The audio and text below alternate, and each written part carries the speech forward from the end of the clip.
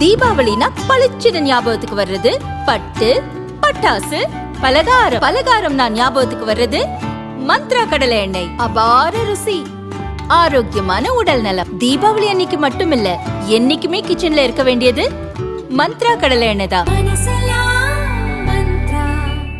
ரொம்ப டயர்டா இருக்கு. இயற்கையான டேட்ஸ், பாதாம், பிஸ்தா, கேஷு அண்ட் ஹனி கொண்டு தயாரிக்கப்பட்ட lion date nut bites. Chennai Perungudi பகுதியைச் சேர்ந்தவர் விஜய், வயது 25, சாப்ட்வேர் இன்ஜினியர். அம்பத்தூரில் உள்ள ஐடி நிறுவனத்தில் பணியாற்றி வந்தார்.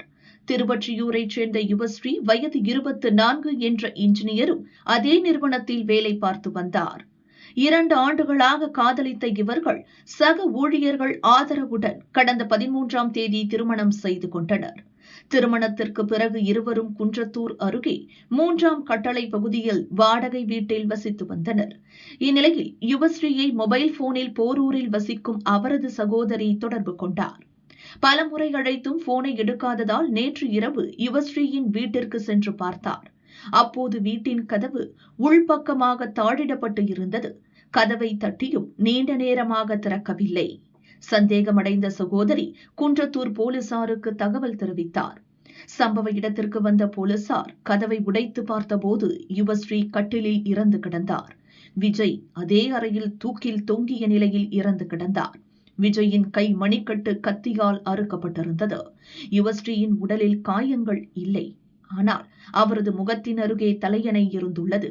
குடும்ப பிரச்சனையில் யுவஸ்ரீயின் முகத்தில் தலையணையை வைத்து அழுத்தி கொலை செய்துவிட்டு விஜய் கைமணிக்கட்டை அறுத்து தற்கொலை செய்ய முயன்றிருக்கலாம். அதற்கு தைரியம் வராததால் தூக்கு போட்டு தற்கொலை செய்திருக்கலாம் என போலீசார் சந்தேகிக்கின்றனர்.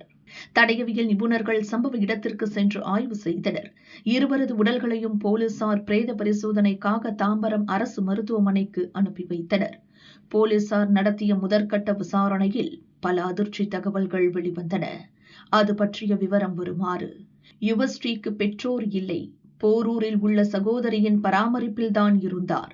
இன்ஜினியரிங் படித்து வேலைக்கு போக துவங்கியதும் விஜயை காதலித்தார்.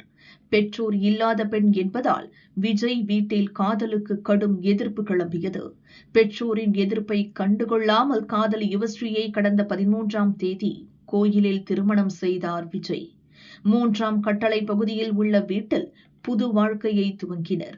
அந்த வீட்டை வாடகைக்கு எடுத்தது விஜய் இல்லை.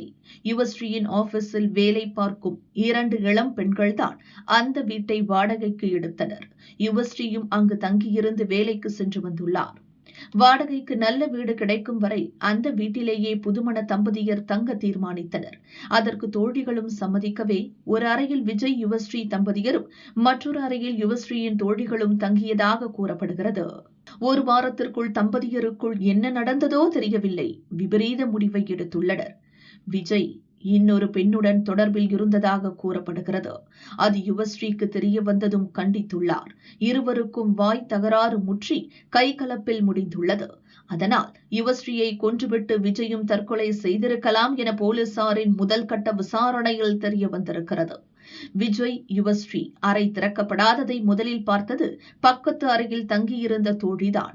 அவர் தகவல் கொடுத்த பிறகுதான் யுவஸ்ரீயின் சகோதரி வந்து போலீசில் புகார் அளித்துள்ளார். புதுமண தம்பதியர் மர்ம மரணத்தில் பல சந்தேகங்கள் இருப்பதாக குன்றத்தூர் போலீசார் கூறுகின்றனர்.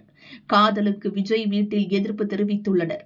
இதனால் இந்த சம்பவத்தில் வேறு யாராவது சம்பந்தப்பட்டுள்ளார்களா என பல கோணங்களில் போலீசார் விசாரிக்கின்றனர்.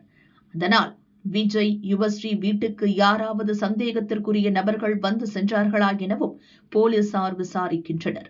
அக்கம் பக்கத்தில் உள்ள சிசிடிவிகளையும் அலசி வருகின்றனர். பிரேத பரிசோதனை அறிக்கை வந்த பிறகு இருவரது இறப்புக்கான காரணங்கள் தெரியவரும். சில தெளிவுகள் கிடைக்கும் என போலீசார் நம்பிக்கை தெரிவித்தனர். திருமணமான 9 நாளில் புதுமண தம்பதியர் மர்மமாக இறந்த சம்பவம் குன்றத்தூர் வட்டாரத்தில் பெரும் பரபரப்பாக பேசப்படுகிறது.